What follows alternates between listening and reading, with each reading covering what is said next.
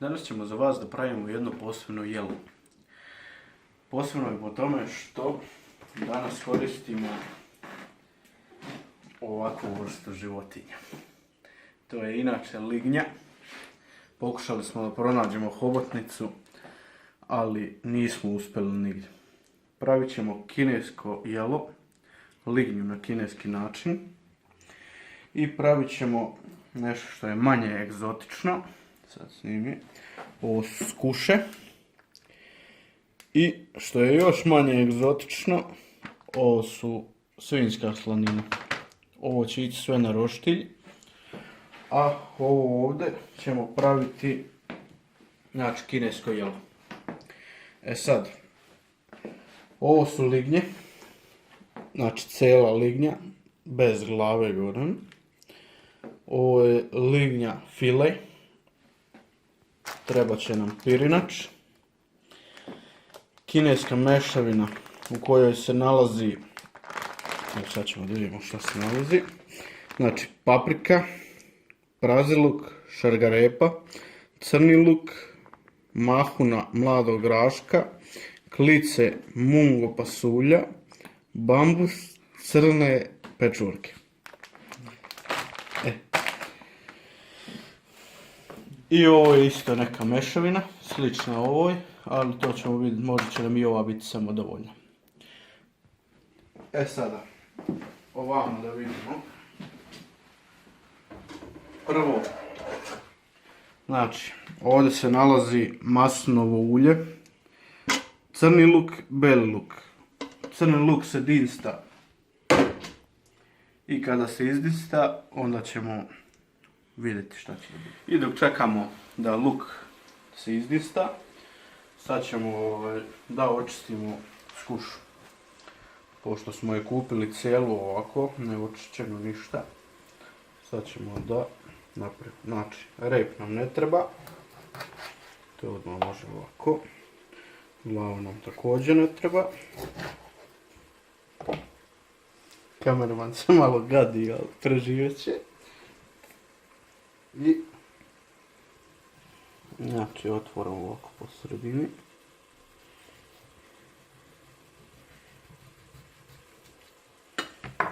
Znači to.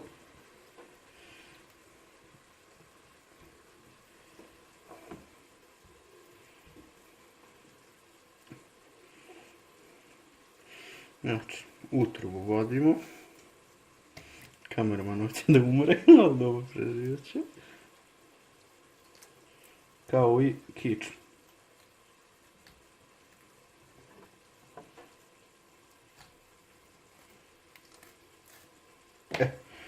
Znači, ostaje riba bez kostiju, bez ičega, spremna za roštilj.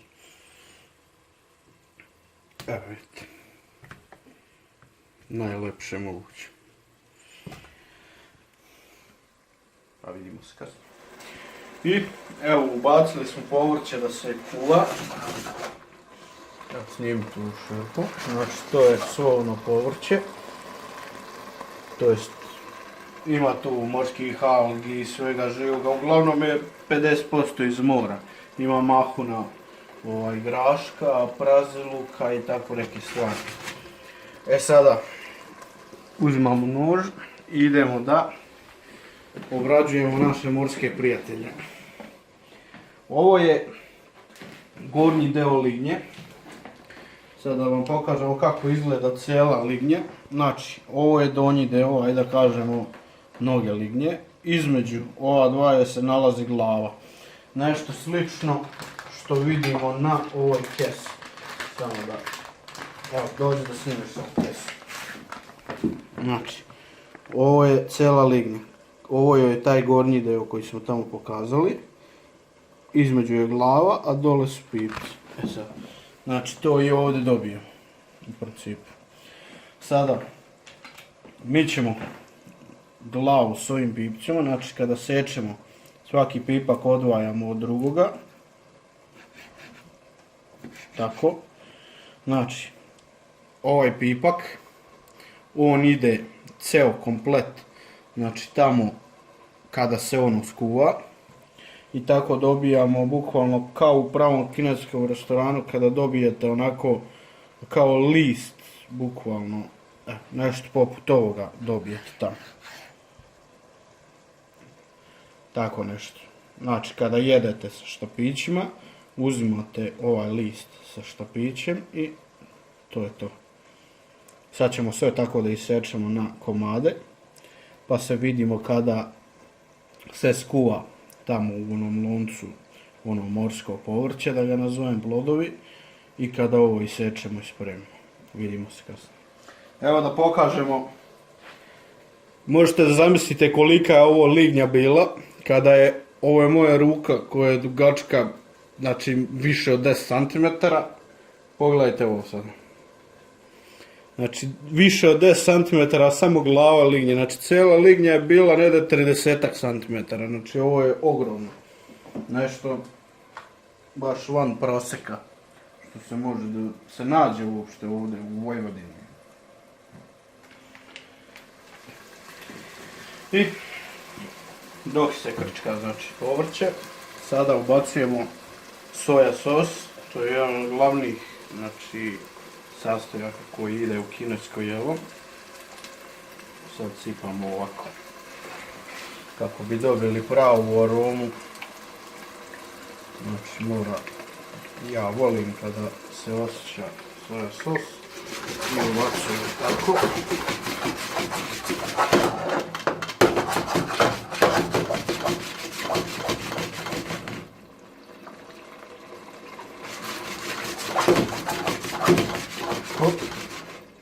I ima još jedan sastojak.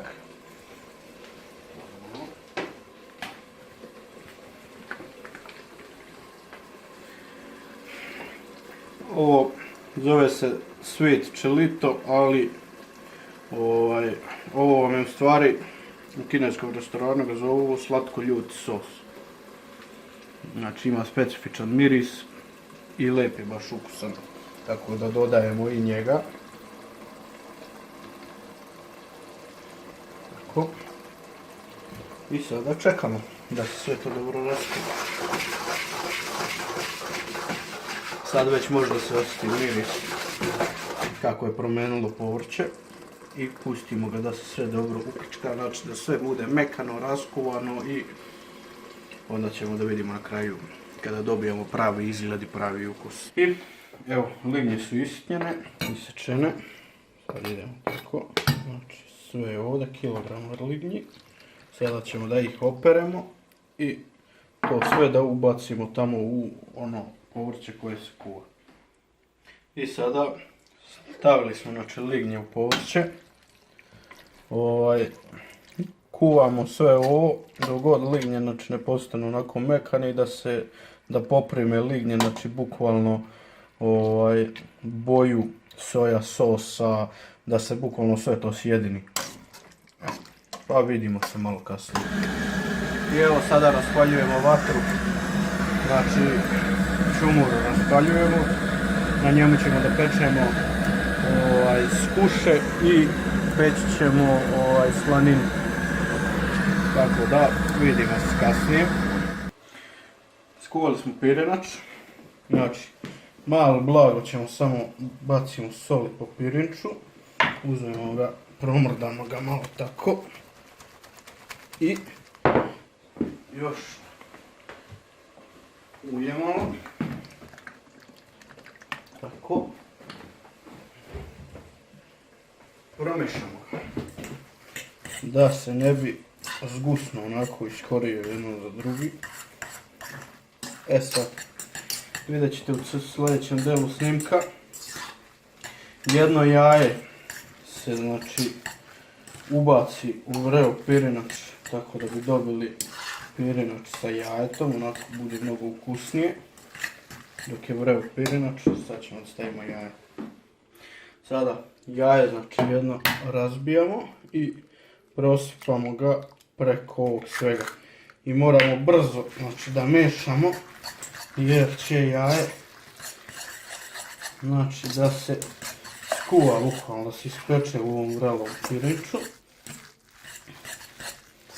Pirinač ovako bude mnogo ukusniji.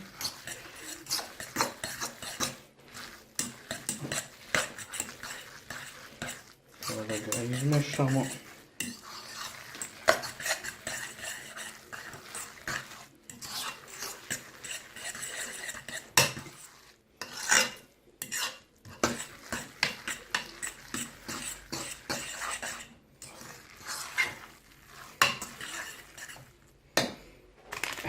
Tako. Sad uzmemo ovako i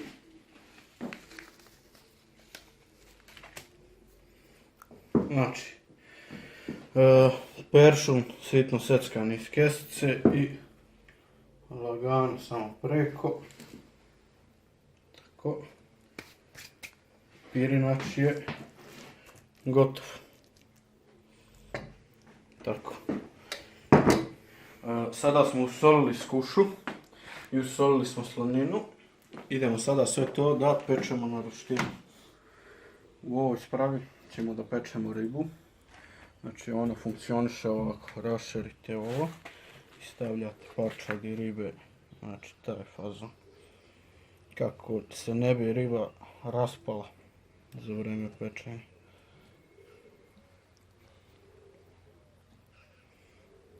Znači, to je to. Preklopite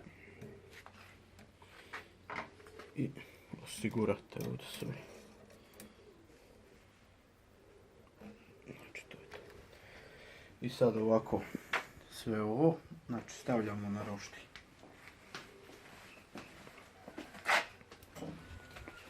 To je to. I čekamo da riba bude pečena. Riba je gotova. Sada ćemo sa rešetke da prebacimo ribu na ovo. Samo približi da se vidi.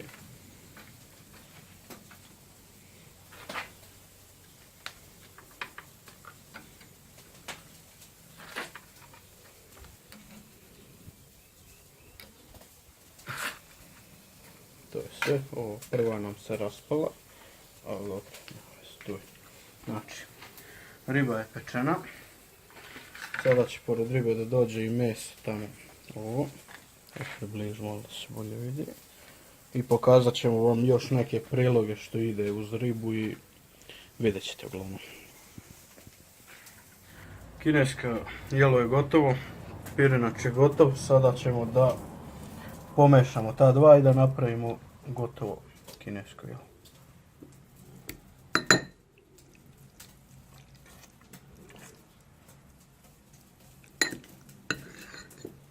Tako.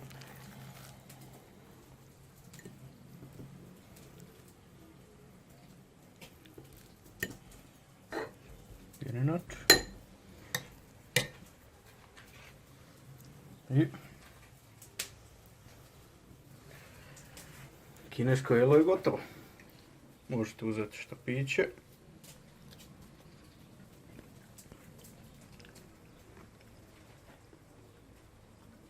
Prijatno.